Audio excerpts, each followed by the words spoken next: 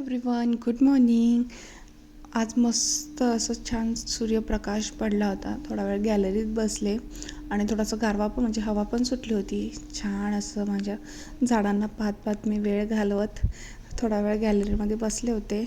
आणि पहा माझी झाडं किती छान वाढत आहेत, मोठे मोठे झालेले आहेत, मस्त त्याला फुलं येत आहेत. गुलाबाचं फूल पण आलं होतं.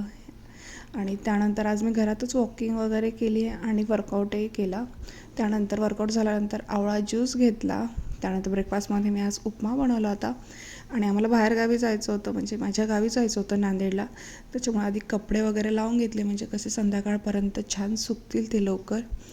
त्यानंतर बाकीचे कामं आवरून घेतले. त्यानंतर दुपारी मी फेस पॅक लावून घेतला, टॅन फ्री एव्हररूटचा मी टॅन फ्री हा फेस पॅक लावला होता. मस्त रिझल्ट वाटला मला. त्यानंतर मुगाचे मी अप्पे केले होते. मूग छान बारीक मिक्सरमधून फिरून घेतले. त्यामध्ये 4 चम्मच तांदळाचं पीठ, गाजर किसून टाकला, कोथिंबीर आणि चिली फ्लेक्स, मीठ टाकून छान त्याचं बॅटर बनवून घेतलं. जास्त पतलं पण नाही करायचं, जास्त घट्ट पण नाही करायचं. जसं अप्प्याचं पीठ बनवतं ना तसं हे बॅटर बनवून घ्यायचं आहे. त्यानंतर अप्पे पात्रात मी त्यांना छान टाकून परतून घेतले, म्हणजे छान वाफून घेतले. आणि मस्त असे स्पंजी असे मिक्स मुगाचे अप्पे झाले होते. आणि रुद्राक्षीला ते खूप आवडले. त्यानंतर आम्ही निघालो गावी आणि मी माझा असा दिवस संपला. आय होप तुमचाही दिवस चांगला गेला असेल. बाय.